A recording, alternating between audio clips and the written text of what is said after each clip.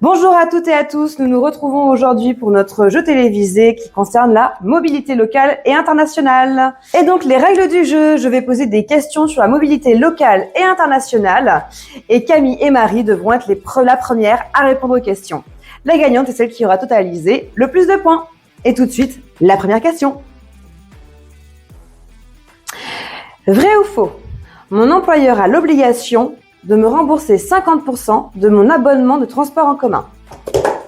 Oui, mon employeur, par exemple, me rembourse 50% de mon abonnement de transport en commun. Donc, il me rembourse 11,60 €. Et c'est une bonne réponse pour Camille. 1 point.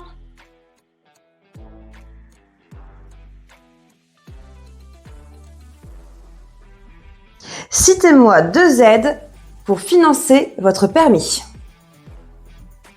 A few moments later. One eternity later. Je dirais l'aide des mairies et pour les services civiques. Et c'est une mauvaise réponse, malheureusement. Ça ne fera pas de points pour Marie. La bonne réponse était votre compte CPF qui peut financer une partie de votre permis et l'aide de l'État, mon permis à 1 €. Est-ce que le covoiturage est une mobilité douce? Oui, le covoiturage est une mobilité douce. Des entreprises le favorisent et même dans des villes, des voies de covoiturage sont mis spécifiquement pour promouvoir ce dispositif. Et c'est effectivement une bonne réponse pour Camille. Mobilité locale toujours. Existe-t-il des aides spécifiques en fonction de sa région? Oui, il y a IEPS par exemple pour la région Centre-Val de Loire qui nous aide dans nos déplacements pour les TER dans les régions. Et c'est effectivement une bonne réponse pour Marie. Chaque région va avoir des aides spécifiques, donc je vous conseille de vous renseigner sur la région dans laquelle vous habitez. Prochaine question. Vrai ou faux? Le service civique n'est possible qu'en France. J'aurais dit que le service civique, c'est possible dans toute l'Union européenne. Et effectivement, le service civique est possible dans toute l'Union européenne jusqu'à 30 ans pour l'Europe.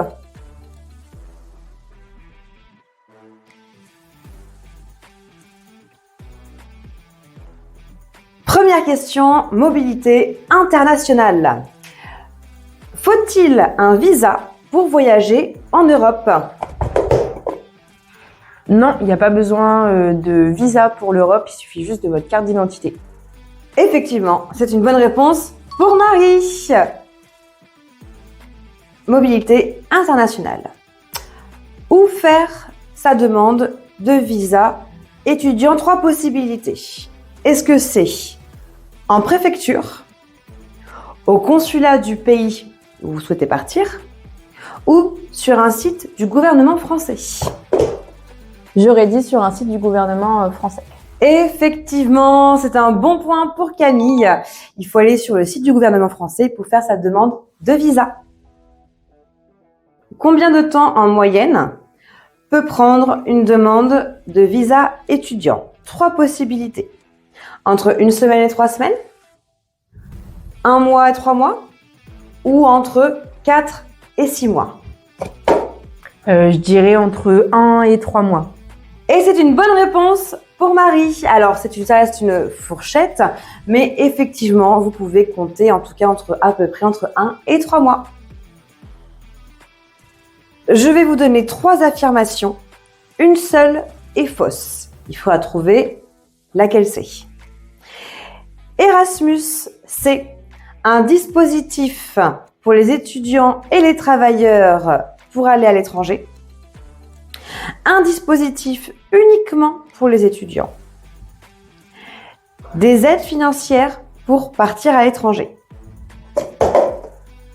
Je pense que la réponse fausse, c'est un dispositif pour les étudiants et les travailleurs. Je pense que c'est exclusivement pour les étudiants et qu'ils ont droit à une aide, je crois qu'il y a une bourse spéciale Erasmus. Et c'est une mauvaise réponse pour Camille. Erasmus est connu effectivement pour les étudiants, mais pas que. La bonne réponse, donc l'affirmation fausse, était Erasmus n'est un dispositif que pour les étudiants. En effet, vous pouvez aussi en bénéficier dans le cadre de votre emploi. Mobilité internationale. Je vais vous donner donc 3 affirmations. Cette fois-ci, une seule est vraie. Le dispositif AMI est 1. Un système de mentorat-tutorat entre jeunes pour partir à l'étranger. Une personne avec qui sortir le jeudi soir.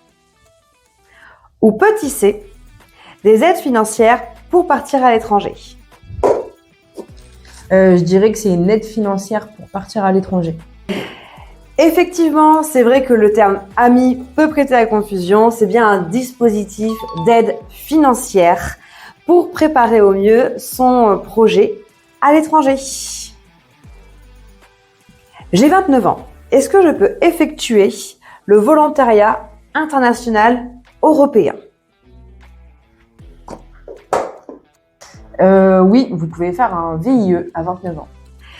Et non, malheureusement, le VIE, donc le volontariat international européen, est possible jusqu'à 28 ans, jusqu'à l'anniversaire de vos 29 ans.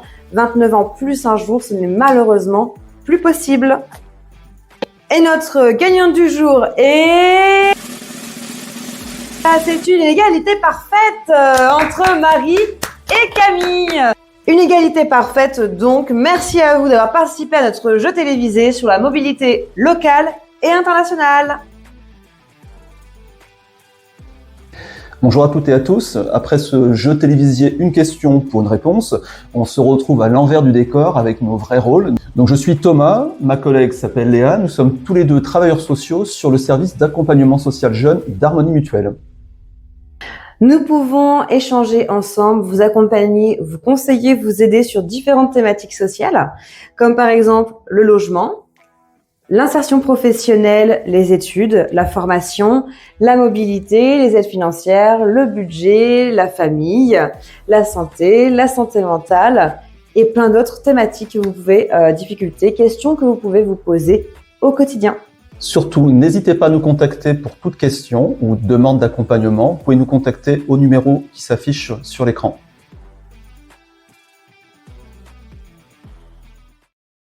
Harmonie Mutuelle. Avançons collectif.